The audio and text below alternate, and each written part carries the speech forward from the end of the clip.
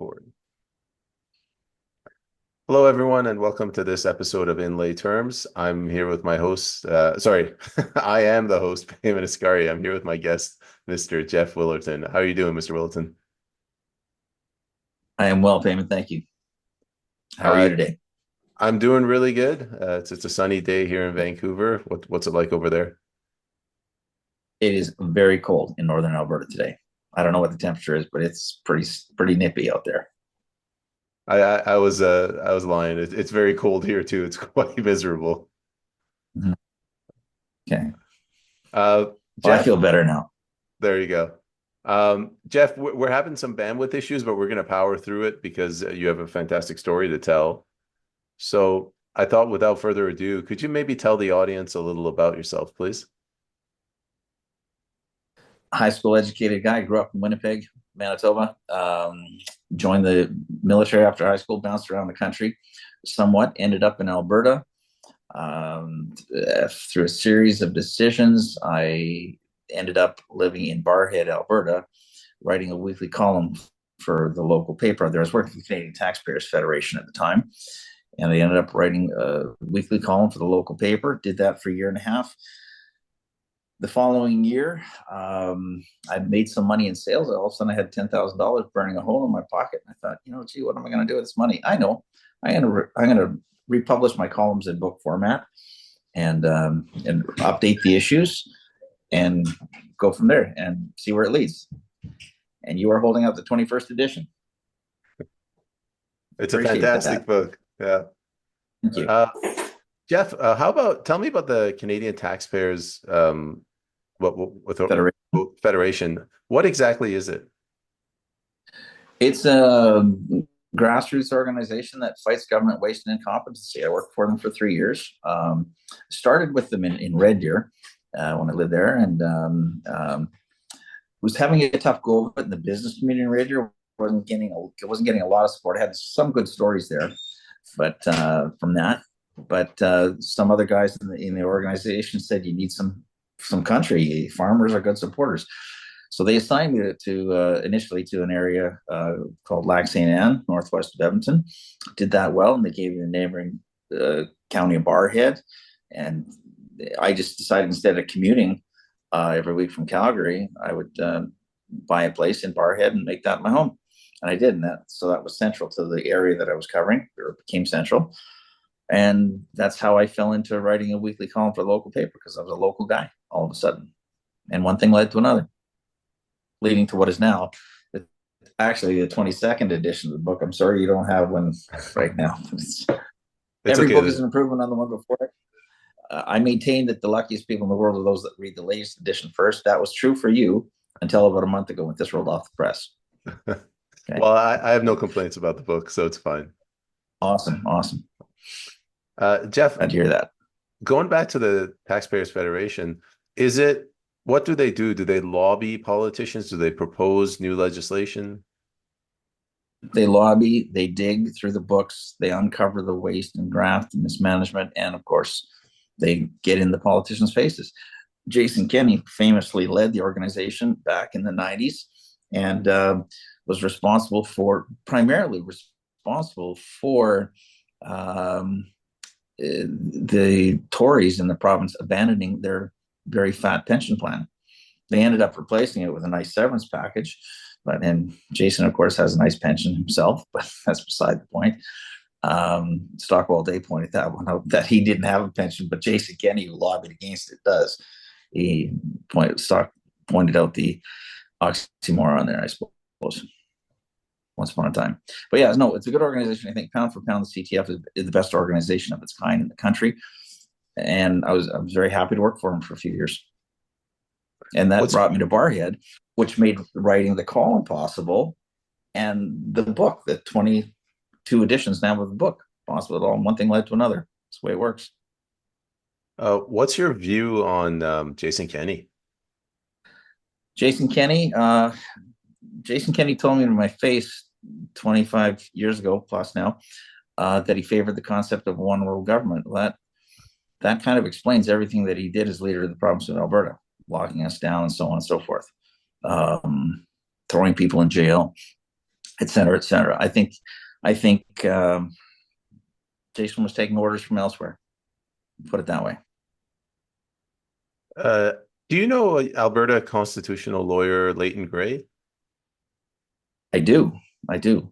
In fact, I should have him on speed dial because I might need a lawyer one of these days. But I met Layson a few months ago, and I told him that I might be needing his services. He had, interestingly enough, I was selling the 21st edition at the back at a table at a conference there. Leighton was the speaker. I introduced myself to him afterwards, and he was amazed. He just finished reading my book. Someone up in Cold Lake had given him a copy of my book, and so he was as pleased to meet me as I was to meet him. Finally, I've heard his name for many years now, and yeah, so I suggested that I might need a lawyer one day soon, and he volunteered for the job. So I should have him on speed dial. I don't, but I will have one of these days.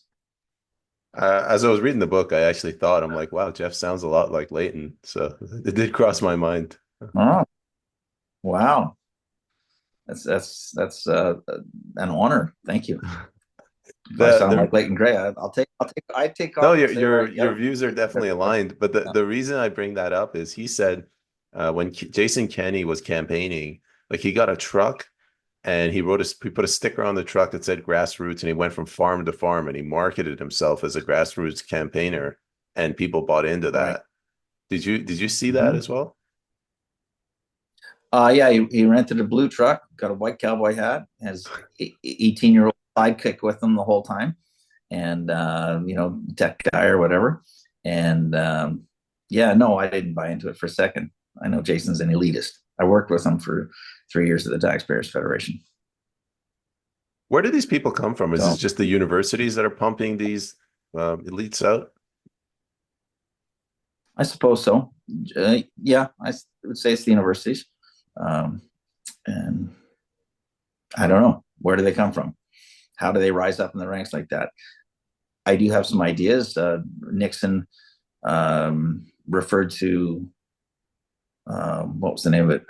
The Bohemian Grove. A lot of people come through that to rise up in the ranks and get the blessing of corporate America and so on and so forth, corporate Canada. I have no idea, but they do. They We're manage to going. rise to the top, and we're no better for. I think we're no better off for it at the end of the day. You think it's better, like if it's more grassroots, ordinary rank and file Canadians? Yeah, yeah. I'd like to see a grassroots, freedom loving Canadian running the country or the province. Yeah, or Albertan running Alberta, et cetera, et cetera. Rod Taylor um, heads the BC division, not only the federal Christian Heritage Party, but the BC branch of the Christian Heritage Party, and he's been on the ballot there a couple of times. They doubled their representation in this recent provincial election, went from one candidate to two. I take a small bit of credit for that because I introduced Rod to that second candidate. But hopefully we'll have four next time in BC and 16 the next. Who knows, right? We'll keep going, but we can't give up. And likewise with the federal CHP, um, we've had in living memory, we've had as many as 52 candidates, I believe, 51, 52 candidates. It's not enough, but it's a good stab at it. We took a good stab at it, and we'll do better going forward, hopefully. Um, Jeff, I have a question about religion and politics. As you know, I'm running for the People's Party, and I noticed that there's two camps. There's the ones that want Christianity and they emphasize the opening clause to the charter, supremacy of God. And then there's another side Right. that's vehemently opposed. It's all like I guess they're secular, but it's like they're anti-religion. What are you Mm-hmm. noticing when you go door knocking? Like what's the reception you're getting? Um, Depends on which door you're knocking on. A lot of people it might immediately want to separate church and state. Well, that whole concept means that there will not be a state-run church like the Church of England. that the Pilgrims were escaping from when they included those had escaped from when they included that clause in the American Declaration of Independence. But uh, so there's people, but that doesn't mean that people of faith won't run for office. That doesn't mean that our legislation shouldn't be based on our Judeo-Christian values that made this country strong in the first place. That's what CHP is all about, is getting some faith back into the democratic process, and restoring the country to those principles that made this country strong. When I first heard about them in the 1990s, I just brushed that guy off, like most people do. But then I was selling books in the Lower Mainland. A woman bought it, loved it, sent it to Rod Taylor, who was then the deputy leader of the party. And Rod loved it, called me. I was just on my way up for a Northern BC tour, so I ended up staying with him and his wife Elaine in Telkwa for a weekend. Heard more about the party, of course. I still didn't get on because it was such an outlier. But a couple of years later, when the Tories abandoned the traditional definition of marriage at their 2016 convention, I said, you know what? I got to take a closer look at CHP. And I did. And I found out, they're not a one-horse issue, as I kind of thought they were. They've got a wide range of good policies on a lot of issues. And I said, I can support this. And I got behind them back then. That was 2016. I represented them the first time in 2017 in the by-election in Calgary, again in the federal election 2019 and 2021. So I'm in. When I'm in, I'm in. I jumped in with both feet. So I didn't plan on going down this road with Christianity, but this fascinates me. So one thing that I hear people saying, that they say that Canada is based on Christian values, which I'm sure it is. But like, what are those values, or more specifically, how has Christianity influenced like the BNA Act and then our Charter of Rights and Freedoms, or just our political culture? Well, it hasn't. It's long been swept under the carpet. I mean, laws are based. All our laws are moral laws, and our laws historically are based on the Ten Commandments through Cleopatra. Cleopatra was a convert. She changed Roman laws. It based Roman laws on the Ten Commandments. Our laws are based on Roman laws. By extension, are based on the Ten Commandments. That's why we don't go around killing each other, right? And stealing each other's property, and so on, or we shouldn't. And but like I say,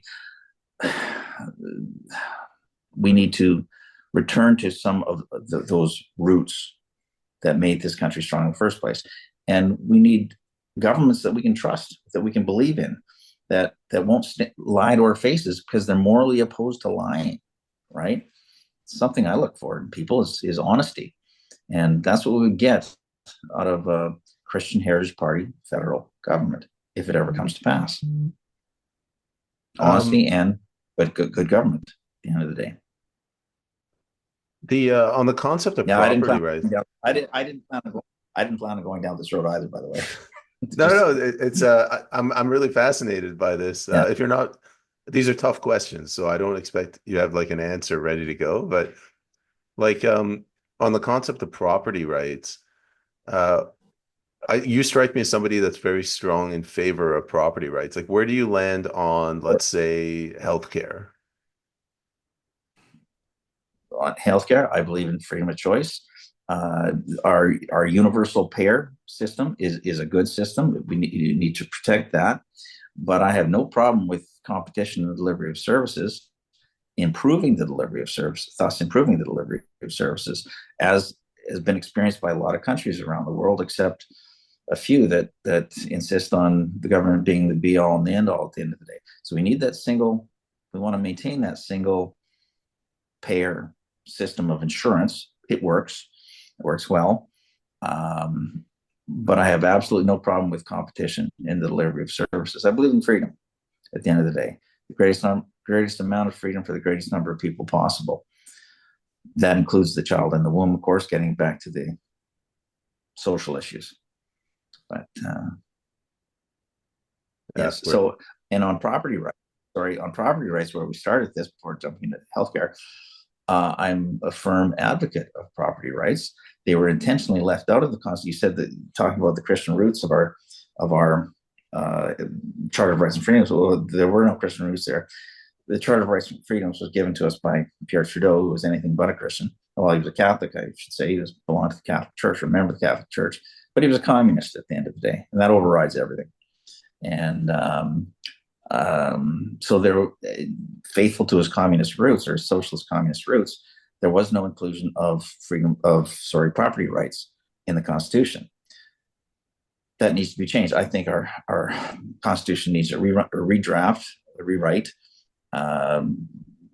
Michael Ignatieff recommended it in 2006. It needs to happen. And again, restoring the country to its roots and the things that made it strong in the first place. What do you say to the argument, Bruce Party has made this argument that you don't want to open up the Constitution right now because the progressives will probably make it even worse? It's pretty hard to make it worse. It's so convoluted and self-conflicting. And the charter, which is embedded in our Constitution now, Pierre Trudeau made sure to do that, basically has been a boon for the criminals, for instance, but a bane to the tax-paying, law-abiding public at the end of the day. And it doesn't protect our rights. By listing them, Pierre Trudeau limited our rights. We used to have a right to do whatever we wanted, as long as it didn't intrude on the rights of others. Like my freedom to swing my hands around ends an inch from your nose, right? Was a popular expression. But by listing our rights, Pierre Trudeau limited them. He not only limited them, but he gave future governments the formula by which to suspend them, as we saw in 2000. Which they did. And all of a sudden, we couldn't move from province to province. We couldn't go south of the border. We couldn't fly. We couldn't do anything. We could barely leave our homes. So we couldn't leave our homes without excuse. I have two follow-up questions for that one. Let's see if I can remember both of them. One of them is you kind of said where I was going with this. You guys, I came into Canada in '89. In the '90s, Canada, we had way more rights. We had more property rights. We had more freedom than we do now. I don't know how old you are, but I'm guessing decades, like '80s and '70s, you had more rights than you did after '82. Absolutely. Well, as I said, our rights were restricted. By listing them, Pierre Trudeau limited our rights, and at the same time gave the future governments the formula by which to suspend them. Simple as that. It was ill-conceived. I believe it was conceived by a communist who who basically set the stage for what we see around us now, the degradation of society. CHP is, and again, I didn't want to talk about CHP a lot, but I believe it's part of the solution, or it can be part of the solution. It needs to be part of the solution. I know you've interviewed Rod Taylor on your program. I didn't see it, but I imagine it was a good interview. The leader of the Christian Heritage Party? Correct. I actually didn't interview him. I was on a debate panel with him, and he's a very respectful gentleman, and he presented himself well, and he made great arguments. Okay. I thought you guys had done an interview that I hadn't seen, but I guess you didn't. Okay. I interviewed Brad Salzberg of the Cultural Action Party of British Columbia. I'm familiar with Brad. Yeah. My second question was the notwithstanding clause. It was really put in there to prevent what's happening right now, so that the provinces wouldn't lose their sovereignty. Why haven't we seen it be used more?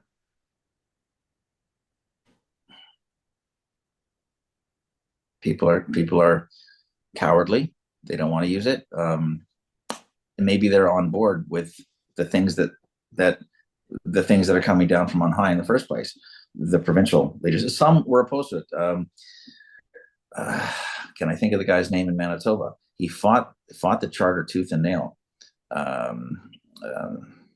grew up I was a child in Manitoba at the time.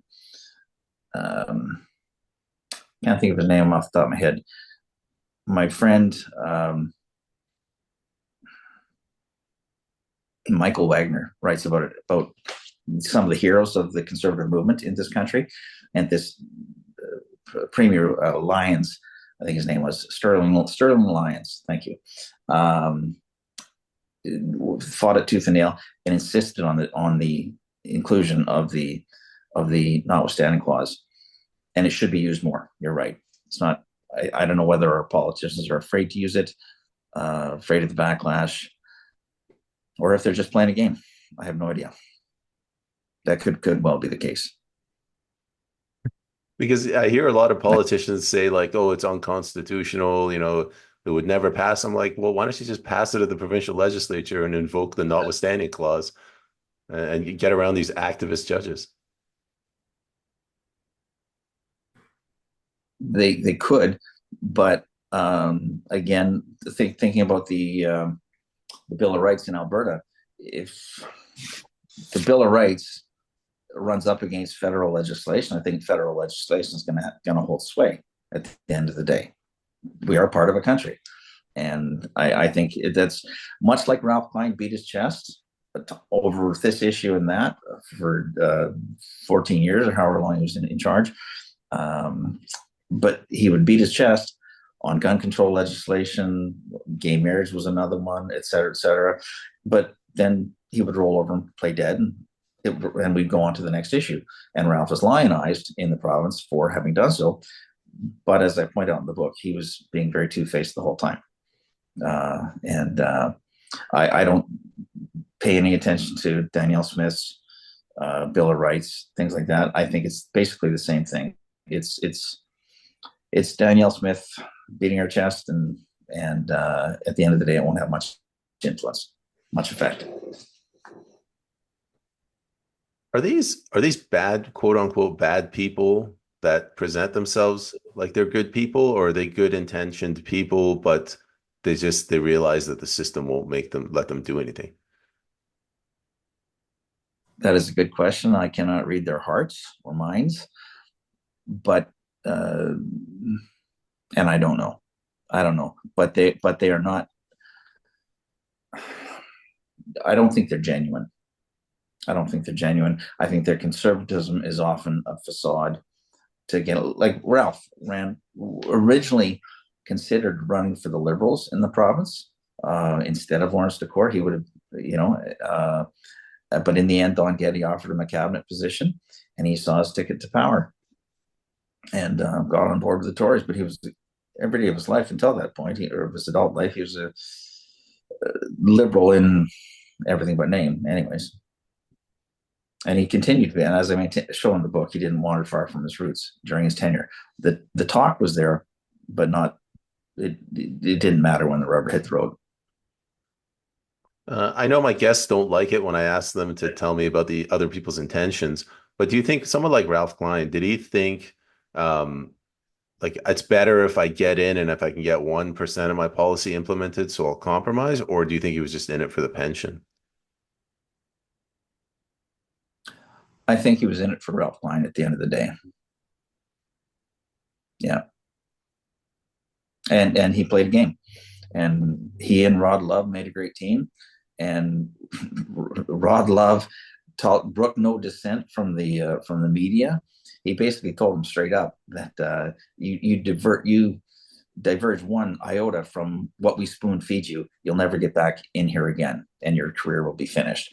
So basically, they controlled the media, the spin, and everything else back in the day. Just like the federal Liberals are controlling the media now through the subsidies. They had their ways of doing it back in the day too. So, yeah, we could do better. We could have done better than. Sorry, we can do better than Danielle. I hope we will. I say we could have done better than Ralph back in the day. As much as people lionize him, he was very, very two-faced. And I think we could do better than Danielle today. A lot better. So there are many options out there. I can't tell people where to go. What's blocking actual progress? Is it the media that they control? Is it somehow the funding from the corporations? The media has the Christian Heritage Party on permanent block, on ignore. That, yes, so the media is part of the problem.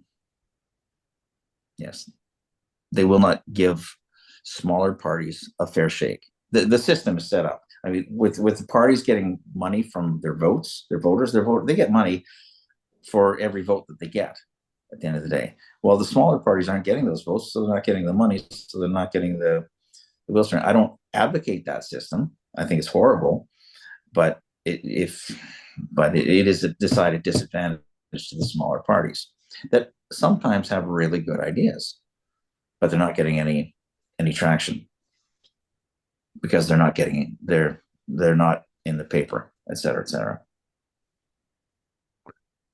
What about let's shift gears and talk about I think his name is Dave Parker or David Parker of Take Back Alberta. The narrative is that he went full on grassroots and he activated the base, and that's how they got Kenny removed. Is there truth to that?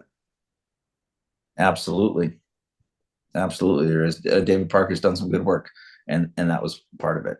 That was one of the amazing things that he's accomplished. Yeah, I like the guy So is that like by and large. is that a model of like example that there is hope? I think there is hope. I think there's always hope. The grassroots people need to keep trying. Need to keep get their name on the ballot. Get out and vote. Get their name on the ballot. Get informed.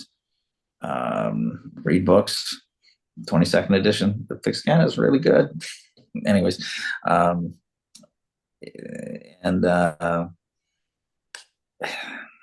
get involved in the process. Thank you. 22nd edition is even better, and people will hear about it can read about it at my website, fixcanada.ca. Well, I want to make mention of that a couple of times here today. But what's your next question? Sorry. Well, we were talking about Dave Parker. We were talking about Daniel Smith earlier. You've in your book and just right now, you said you're not really a big fan of Ralph Klein. When was the last premier that you thought was actually like pro Alberta?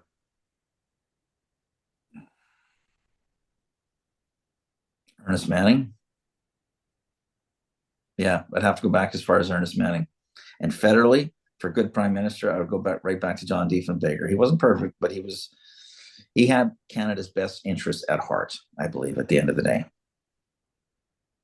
And it went downhill fast after him. Stephen Harper was better than his predecessors, of course, some of his predecessors. But he was no Abraham Lincoln or Winston Churchill or anything like that. Why Diefenbaker? I would have assumed like he pretty much laid the seeds for multiculturalism, which has brought us to this issue of mass immigration. Diefenbaker, or Pearson. Trudeau more than Pearson, and Pearson more so than Diefenbaker. I don't think Diefenbaker is responsible for that. Immigration is important. We need it. But one of the reasons we need it is because we're boarding 100,000 future taxpayers every year, 100,000 plus future taxpayers in this country. That needs to end. Danielle Smith's Bill of Rights. She describes herself as the freedom of speech, the champion of freedom of speech, but she is maintaining the bubble zone around abortion clinics. Okay. So there's no freedom of speech around abortion clinics. There's no right to engage in conversation, in respectful conversation in the bubble zones. Okay. So she's not a supporter of freedom of speech if she's going to allow that to continue. And she is.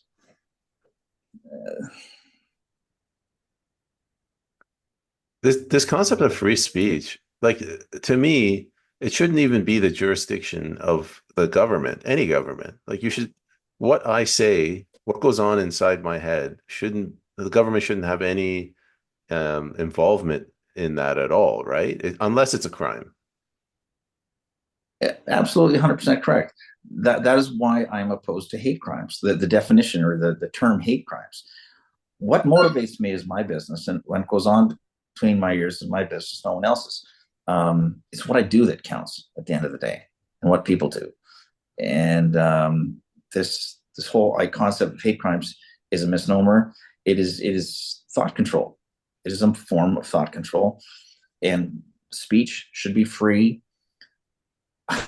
I exercise it in the book. I insist freedom of speech is like a muscle that needs to be exercised. If we don't exercise it, it atrophies and it dies. So I thankfully wrote the column when a guy could um, speak freely on controversial issues and be published and not be canceled the next day. You won't nobody would publish these columns today in any newspaper in the country. They'd be shut down in a heartbeat. So I'm thankful to have been able to write the column back in the day. I update the issues to keep it current, using the same style, I suppose you might say. But it's at the same time, it's respectful. We can be honest and respectful.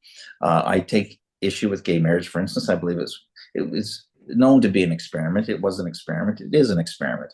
I believe it's detrimental in the long run to both the individuals and society. Why?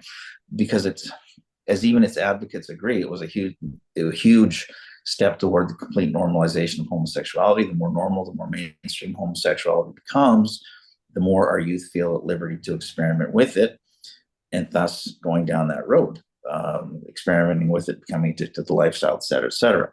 So it's all of which is harmful to the individual, of course. The active homosexuals have an expected lifespan of less than 50 years of age, similar to intravenous drug users. So it's harmful to the individual, but it's also harmful to society because it removes them from the gene pool and contributes to our demographic decline. The whole thing is bad. So I was free to address issues like that, and which I did. And a gay guy wanted to buy a book from me. And I said, there's some things in here you're probably going to disagree with. And he said, well, I'm not getting any straight answers from my own community. Maybe I need to read your book. So he bought a book. I got 2 texts from him, both saying, in effect, that he couldn't get past the first 2 columns and updates, 2 of the 4 in which I deal with that issue, and because he kept rereading them because he liked them so much. Okay, he was finally getting some straight goods on these things and how they evolved, et cetera, et cetera. So, yeah, I've had some great feedback from camps where you wouldn't expect it, let alone people who are already on board. I want to pick up on one of the things you said there, they're removing themselves from the gene pool. Is this all Right. part of like an assault on the family? So homosexuality, transgenderism, women like no longer having one parent households, your career comes first.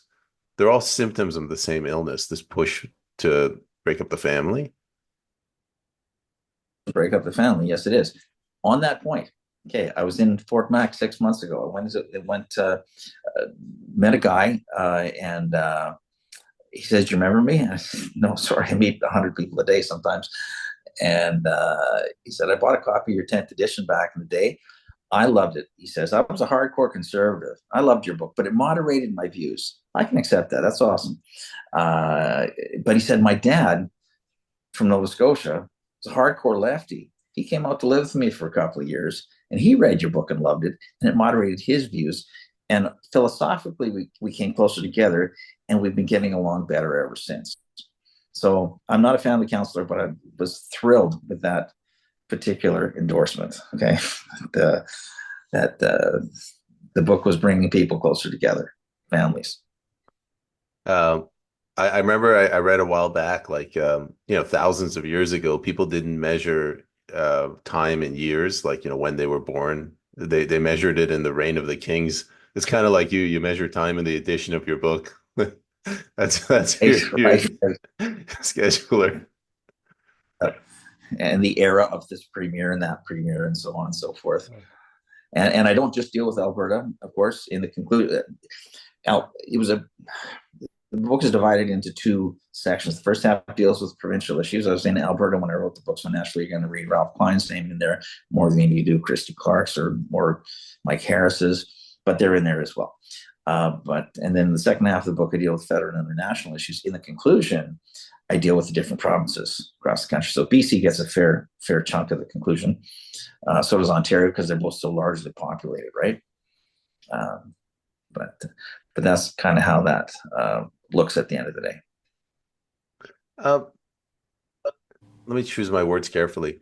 We're drifting towards the left. So however you want to define it, we're drifting towards more government power, less individual power. Why is that happening? Is this because of the urban centers and urbanization? That is part of it, but it is also part of the plan, I think. And I've been fighting that leftward drift since the day I got interested in politics in 1998, 97. No, when did I get interested in politics? 1991. When my then wife, Pat, brought an article in the newspaper to my attention on welfare abuse, I was incensed that this was going on. It was so widespread. And I went to Chapters the next day and bought Bill Gardner's book, first big book, The Trouble with Canada. And that was the beginning of the rabbit hole for me. And I refer to it in the book as the first, my introduction to political literature. And it set the bar very high. But yeah, and then my first campaign was in 97. My first provincial campaign was in 97, and it's been going on ever since. But yeah, my objective has been to slow and reverse the leftward drift in society. Because where do we end up if we keep drifting left? We end up in communism. Right? And the far right is anarchy, 0% government. That is just nuts. But on the far left, we have 100% government communism, and that stuff, as I mentioned in the book, is plain evil. Okay, so we want to, and we keep drifting closer towards it. Vladimir Lenin describes socialism as the first necessary step on the road to communism. So socialism is part of the problem. Marxism is the economic theory of both. So anything Marx said could be thrown out the door. So Yes, we are drifting left, and that is the objective. To retard that and reverse it is the objective of the book. it's a noble objective. On this nuts evil axis that you just defined, so you have anarchy on one side, communism on the other. Where do you think Canada is right now? Oh, we are well to the left of center. We are well to left and moving fast in the wrong direction. And so we need to keep trying. Those of us with any sense and with a head on our shoulders need to keep doing it. We can't publish things in the paper like we used to be able to do. They won't publish them. But we, by hook or by crook, through mediums like yours, like that you've established here, I really commend you for that. We need to get the word out and become better communicators. I have a long way to go. Yeah, communication is really hard. I mean, it's one thing for you and I to, we're ideologically aligned and we're just having a chat. But when you go door knocking and they ask you tough questions, like, like, what do you mean? What do you mean tyranny? Where's their tyranny? And you got to explain it. Right. What's your position on women's rights? Well, I believe of course, women have rights. It begins with the right to be born. You only saw a got meme along those lines yesterday. That was great. What was my next question? So you said socialism, whatever Lenin said, socialism is, the precursor to get to communism. How do you define socialism? Like, is it the universal healthcare? Is it the central bank? Or is it giving money to countries to teach people not to poop on the beach? That's an interesting perspective. Socialism is government control of our decisions. When we can't leave the house, we are under a socialist regime. It's a good question. Actually, I've never thought of it. I just know that socialism on the scale of freedom, we have free enterprise capitalism on the right, which is good. But we have communism on the left, and socialism is is suppressing that capitalist instinct. What was Lenin's famous quip from? I had it just this morning in my head. Um, from those who have to those who haven't. That's not exactly the one I'm looking for. It's not, but it's along those lines. But it's progressive taxation. It's from those who have to those who haven't. But the premise of socialism, let me go back. The premise of socialism is that you have a right to other people's stuff. That's a false premise. You don't. So we should be free. Taxes should be low. And government should be small. I love what Javier Milei is doing in Argentina. He just went in there and started cutting. And if he's successful, he will cut 80% of his government. I think we need to do that here. In Susan D. Martinick's book, Patients at Risk, looking at the healthcare situation in Canada, she documents how we have 14 times the number of bureaucrats per capita as does Germany. 14 times the number of bureaucrats.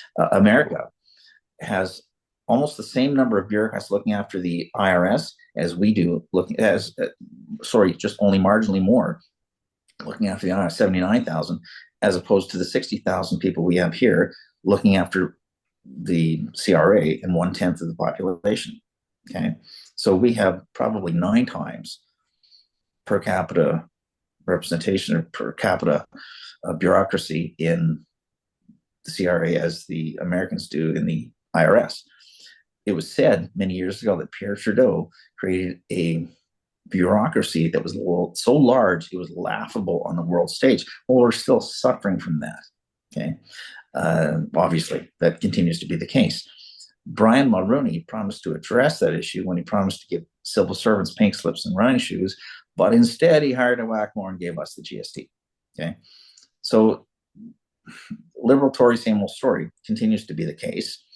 And I maintain that if we just continue to do what we've always done, it's balance between the blue team and the red team, and expect different results, pity us. We need new blood and fresh vision. And it's not going to be found in either of those parties, as far as I'm concerned. I think I am 100% confident that Pierre Poilievre is going to be the next Prime Minister of Canada. I have no doubt about that. And he will be an improvement over what we have now. As to paraphrase Dennis or Kevin O'Leary, a goat would be an improvement over what we have now. So he's a step. So Pierre Trudeau is considerably better than a goat, and Pierre Poilievre is considerably better than a goat.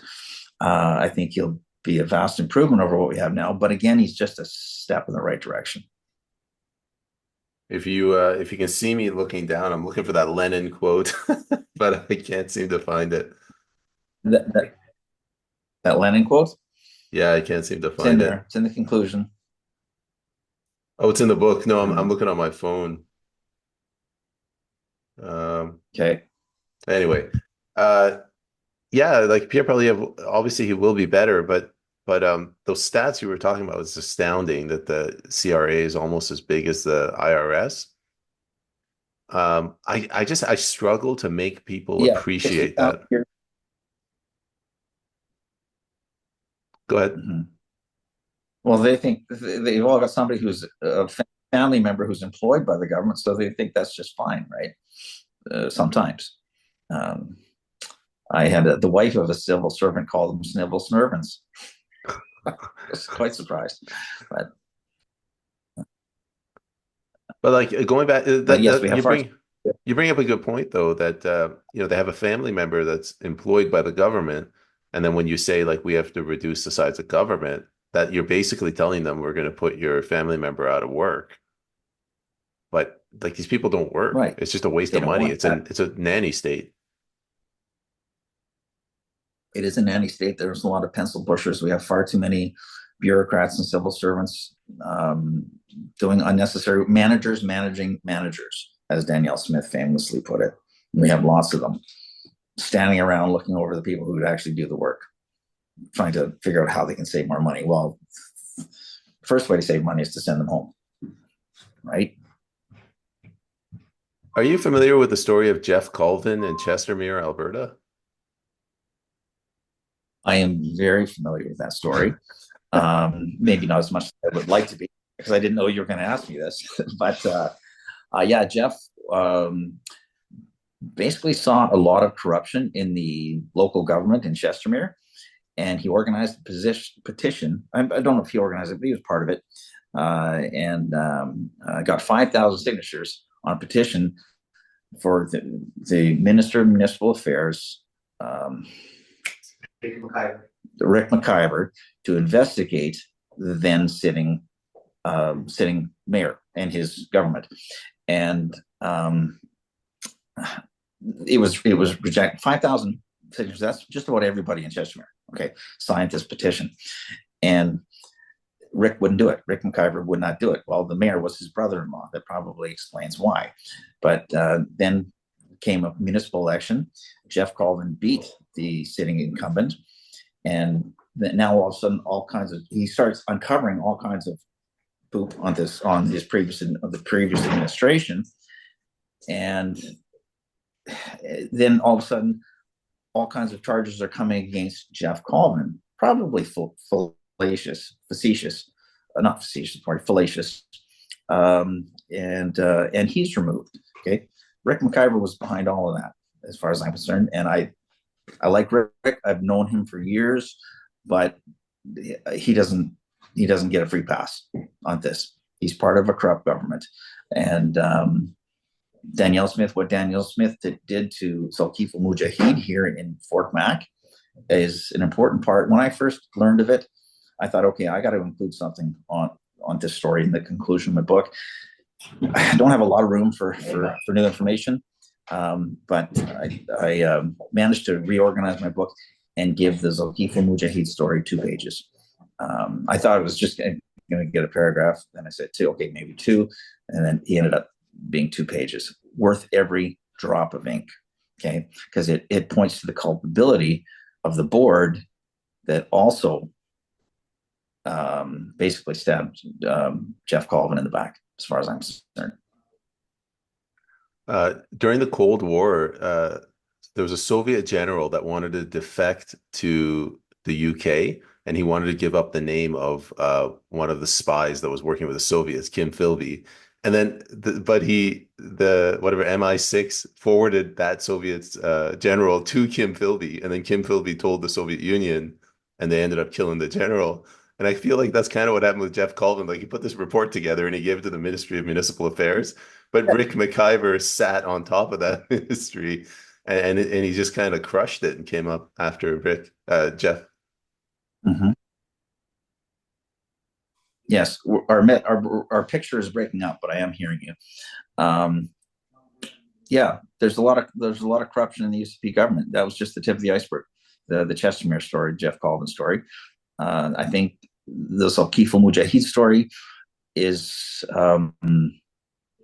more significant in some ways. In this, they basically, I have reason to believe, framed a guy, an innocent man, who won the nomination, but they wanted him out of the way so the incumbent can continue to do what he does here, and whatever that is. I don't know what's going on behind closed doors, but somebody high up the chain wanted Tanya Yao representing this riding. I don't think it was Danielle Smith's decision at the end of the day. She played her role in this for sure, but I don't think a leader would have that much interest in who represents any riding, as long as they win their seat and do as they're told, don't embarrass the party too much, right? So I think somebody much higher than Danielle wanted Tanya Yao representing this riding at this time, and put the pressure on the UCP board to deal with this situation. And an innocent man, much like Jeff Colvin, got caught in the crosshairs. So that is included in the conclusion of the book. Now, I think it was a coup to come across that story when I was in town 6 months ago, and be able to include it now. You were speaking about Rick McIver. You said that he's not I got the impression you're saying he's not evil. So is this self-preservation? Like, if he had let Jeff continue, Rick might have ended up in jail? I have no idea. And no, I don't think Rick's evil. I don't think Danielle's evil.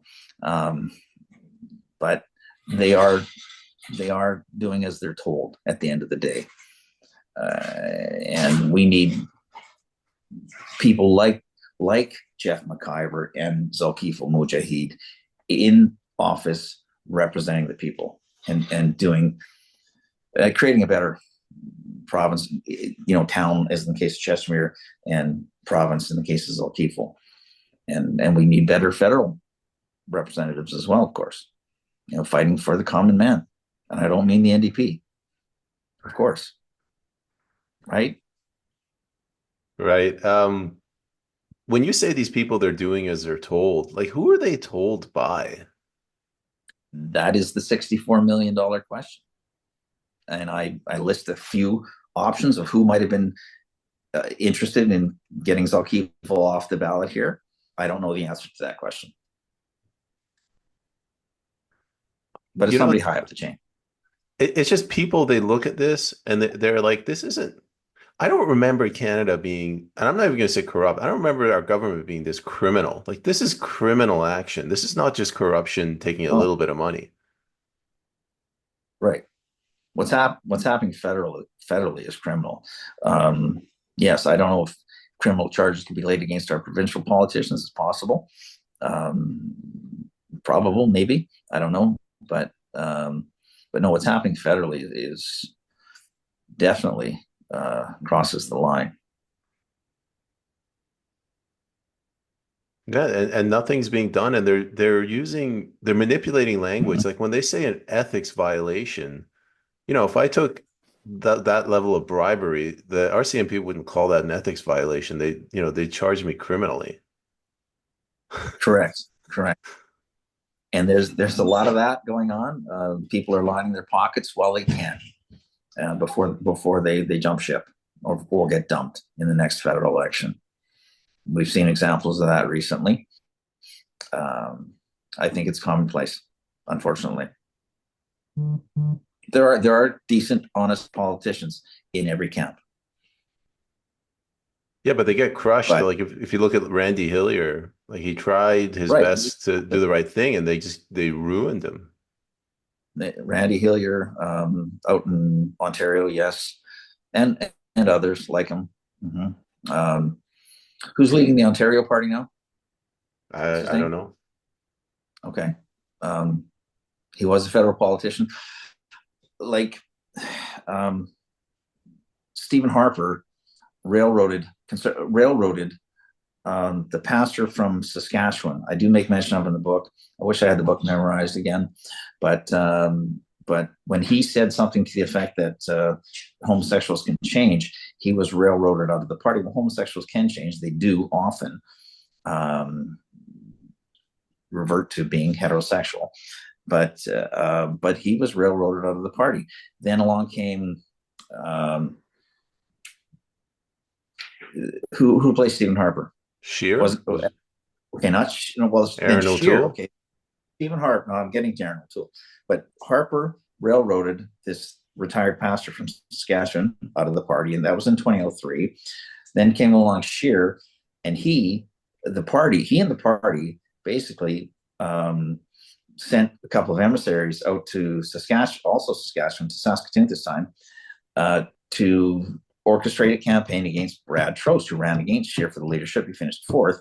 He described himself as the 100% conservative on the ballot because he was both fiscally and socially conservative. Okay, and but afterwards they didn't like him, so they sent out a couple of agents to Saskatchewan to find a local politician to run against him for the nomination. And they sold a whole bunch of memberships to liberals and socialists on the university campus and beat him at the nomination level. That was Brad Trost.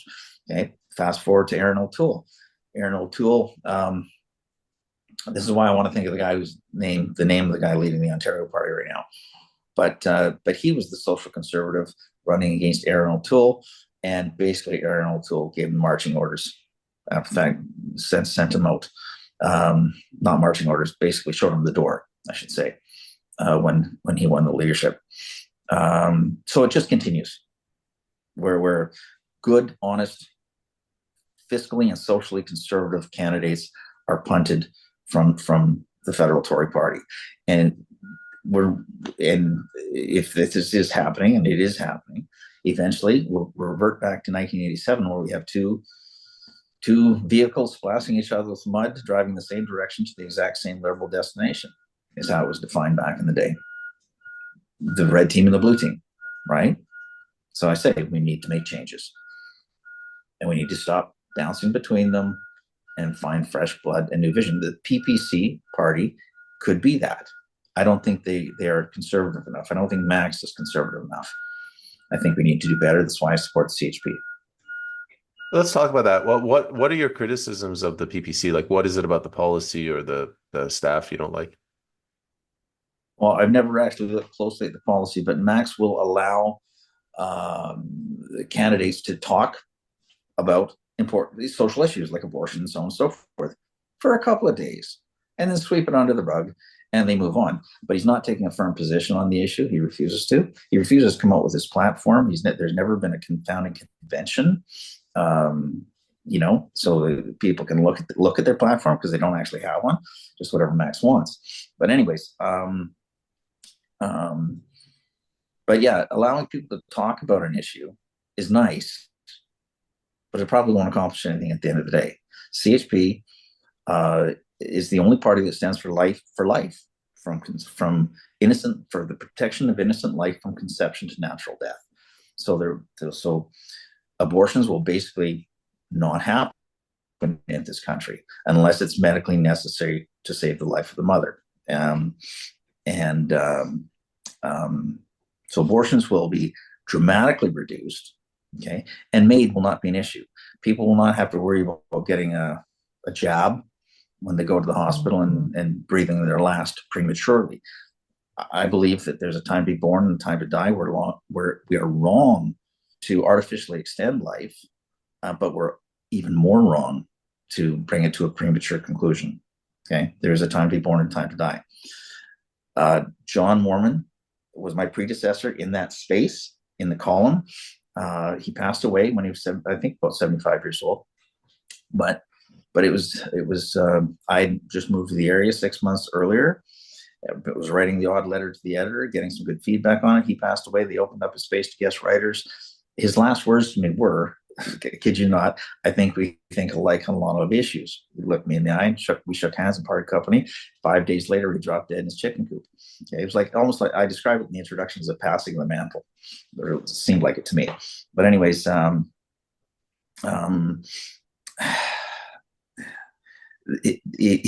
timing of his passing at the time of the Green decision in '98 basically ensured that would be the issue that I was dealing with at that time.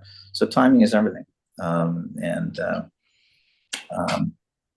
So one thing led to another, and here we are talking about the 21st and 22nd edition. What's the Breen decision? The Vreen decision, the Dellen Vreen decision in 1998. Dellen Vreen had been fired from Christian college because of his overt homosexuality. And he fought that to the Supreme Court of Canada. Supreme Court decided that sexual orientation had to be read into our Individual Rights Act in the province. And Ralph Klein had spent $1 million on his opposition to it, only to then turn around and spend $100,000 more defending the Supreme's decision. So it's, again, Ralph Klein playing both sides of the fence on the issue.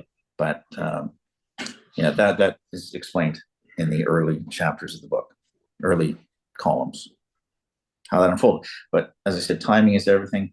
John's passing away at that time led to me writing the column, and that being the first issue that I was going to deal with. Another question. I got a question regarding the previous discussion we had about Aaron O'Toole and then the PPC as well, and I'm going to tie it into the BC Conservative Party. The way things are supposed to work is with these parties, you have members at the electoral district level. They vote on a candidate, or they have a process. They put that candidate forward, and the party can refuse, but typically, the party's supposed to accept it, and the party's not supposed to parachute a candidate in, correct? I missed part of what you said there, but yes, there is that democratic process involving the election of nominees. before Danielle Smith came along, the party leader, the UCP party leader, had the authority to appoint 4 candidates in the province, where and only 4. When Danielle Smith came along and the Salkifo Mujahid affair became an issue, they quietly changed the bylaws of the party so that she can appoint all 87 candidates in the province. So she just became a queen, basically. And the nomination process that we've all placed so much hope in is meaningless at the end of the day when she can just appoint whoever she wants in all 87 ridings. And that became the case under her leadership. How did they change the bylaws at an AGM meeting? Quietly. No, it was not an AGM meeting. They did it quietly. And not a lot of people have noticed it, but it is the case. That's disturbing. And Yes. I was actually really shocked that she got 91% of the votes to get reelected. 91.5 to be exact, and I wasn't surprised at all. She is doing some things that will appeal to people who aren't looking very deeply into these things. Like the Alberta Bill of Rights, people love it. It's not going to mean much at the end of the day, but it does win the votes, right? It's like Ralph beating his chest over this issue and that. Doesn't mean much at the end of the day, but he did it and he was popular.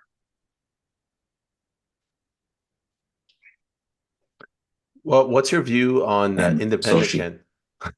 what's your view on independent candidates? Rick McIver here in BC and Peter McIsaac in Nova Scotia. They're trying to get a coalition of independents. Do you have a Rick McIver in your province as well? Or are you mixing up names? Sorry, what did I say? Rick Dignard and Peter McIsaac. Okay. No, I don't know anything about them, but yes, a coalition of independent candidates would be nice that aren't constrained by Danielle Smith or Eddie or anyone else. There is some merit to that. I don't know how successful it'll be. I guess time will tell. What about Brian Peckford's suggestion of running independents and then having a contract with the people? I don't know what that contract would look like, but basically, here are the things you must do when you get into office. Otherwise, you have to resign.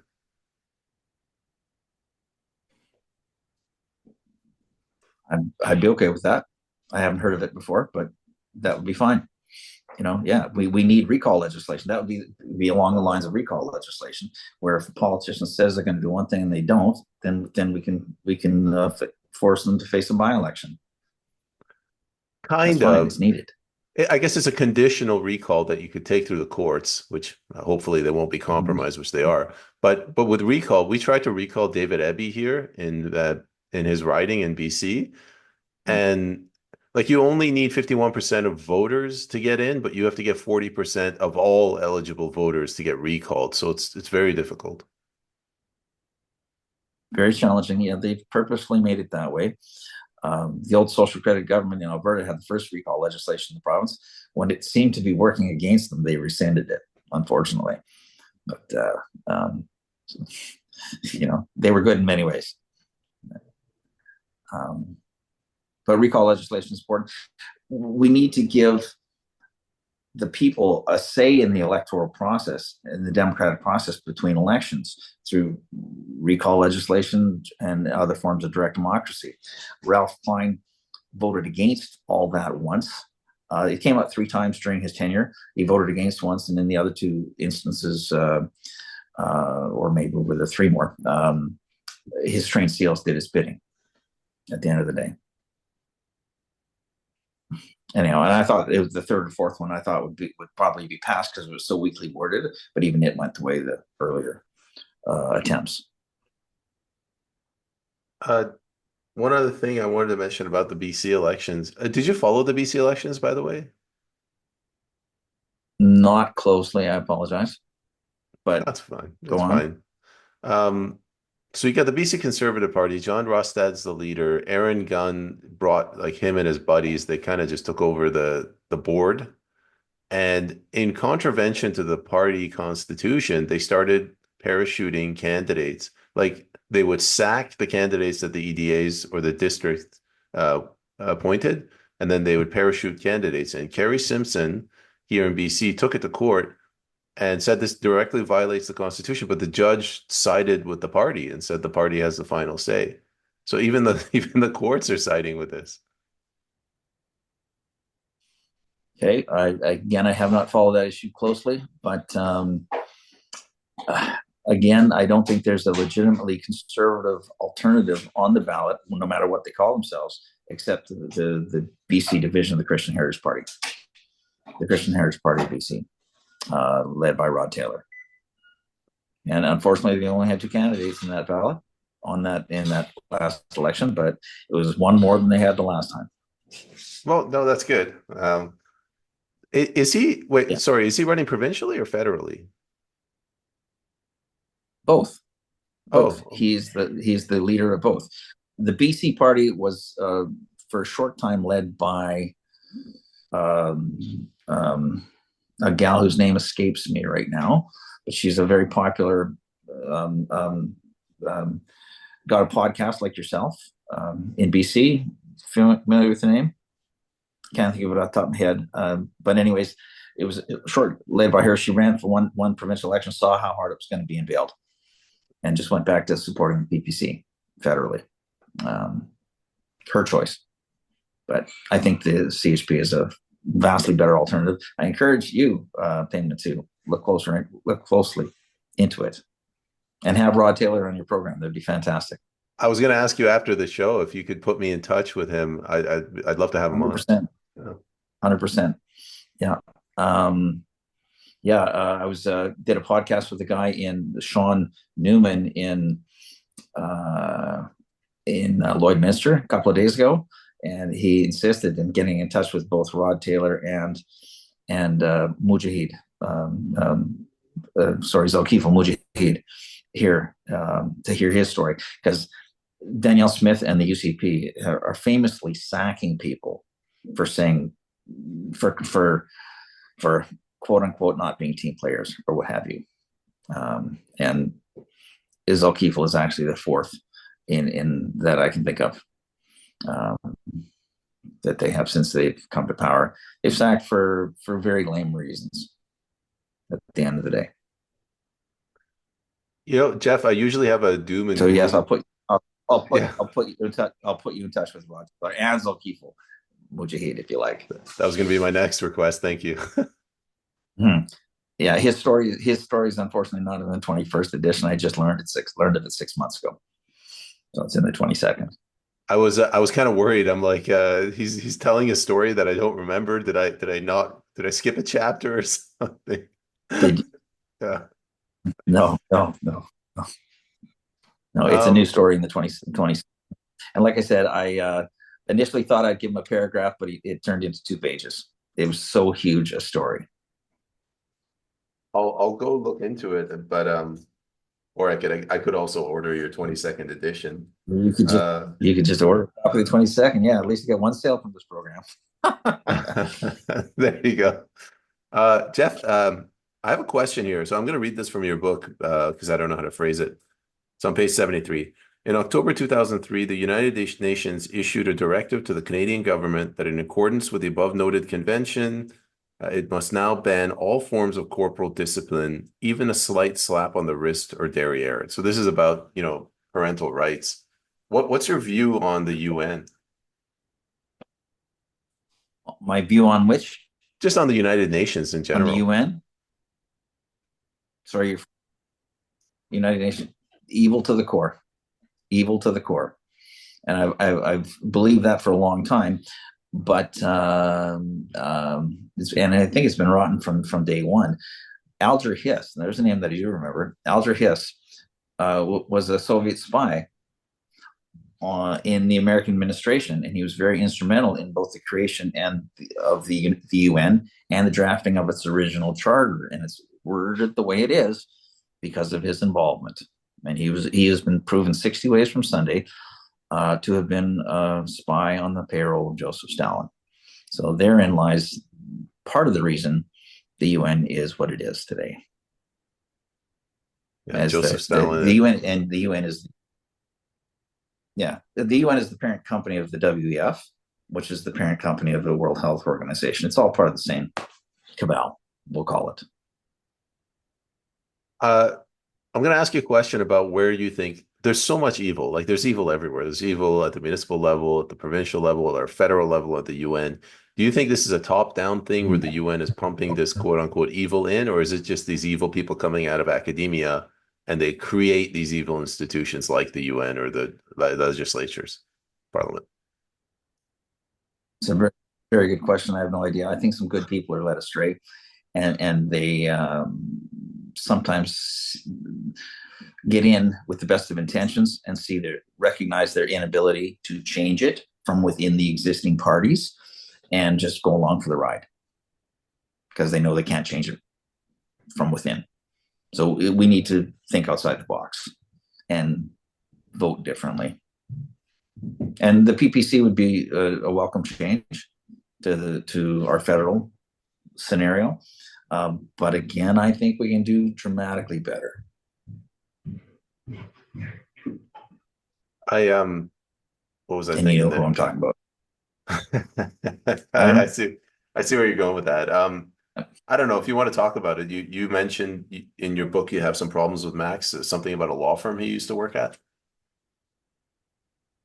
Oh, well, we have four prime ministers in the last 50 years or so. We've had four prime ministers who were former lawyers at Desjardins in Quebec.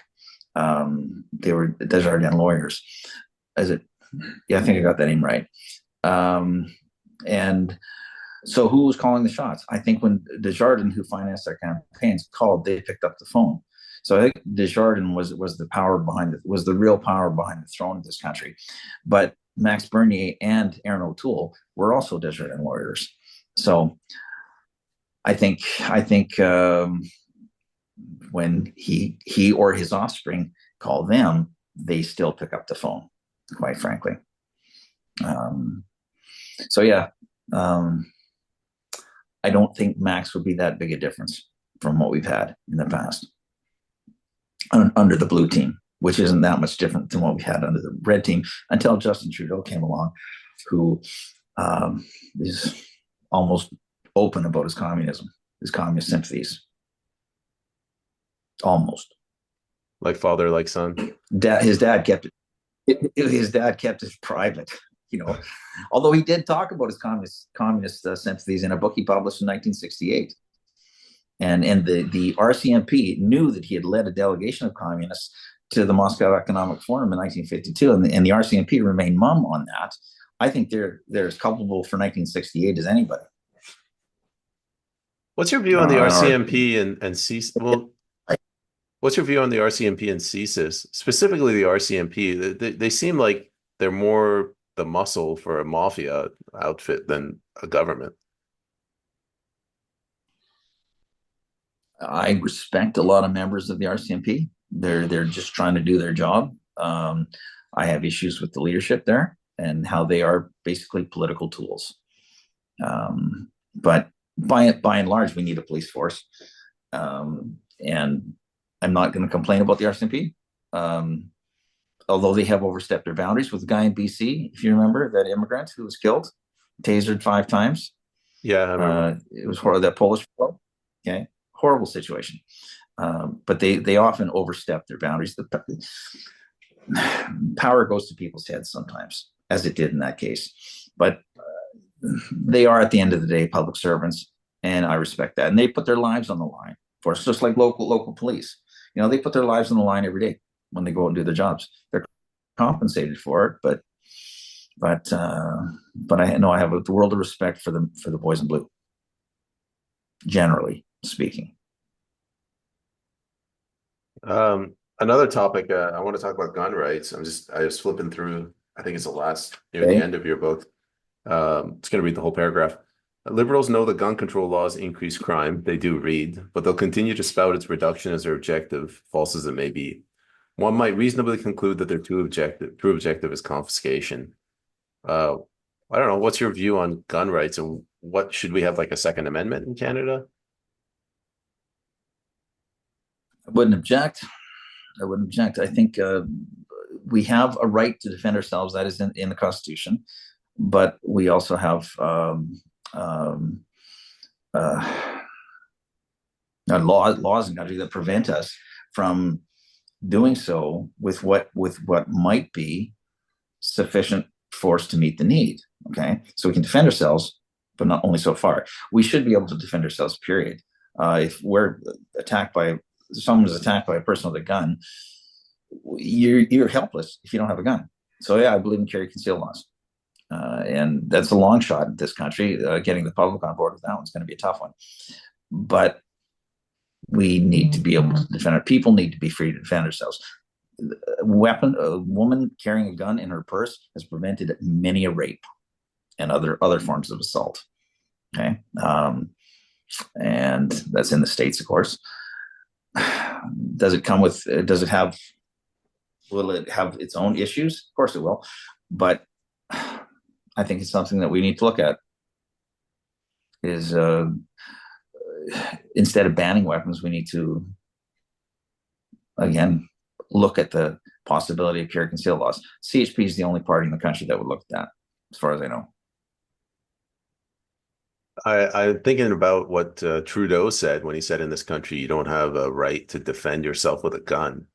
Under common law, we have this right, right? I mean, we had it before 82. Mm-hmm. Yes, we did. Well, I don't know. I don't know. Did we have carry conceal laws? No, we No, didn't. no, no. I'm just talking about the right to But defend we yourself with a certainly, gun. yeah, yeah. Well, we had a right to defend ourselves. Period. Um, and I don't know if the charter restricted those rights at all. It restricted a lot of rights, but I think we need to look at carry conceal laws in this country as a to so people can increase so people can protect themselves. It's an increasingly dangerous world. And I mean, I would have loved for one of the women in L'École Polytechnique in 1998, I believe it was, or was it 88, to have had a little two-shot Derringer in her purse that day. And maybe Mark Lepine might have been the only casualty that day instead of 13 or 14 of them. That was a terrible day. There have been many other instances where someone having a concealed weapon would have stopped a bad guy before he or she did the damage, right? So yeah, it's something we need to consider. I look at it a little Allowing differently. qualified people.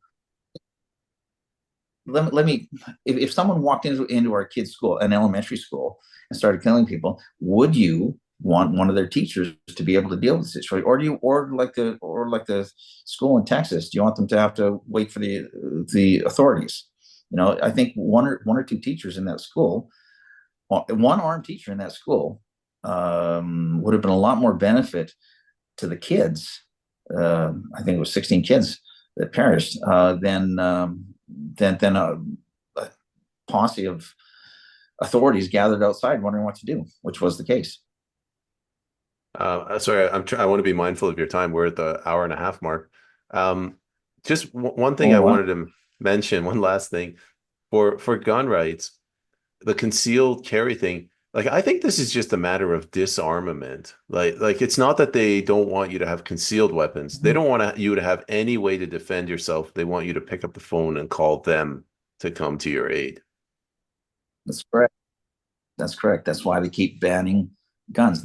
That's why Trudeau banned the sale, and therefore the purchase or the transfer of handguns in the country.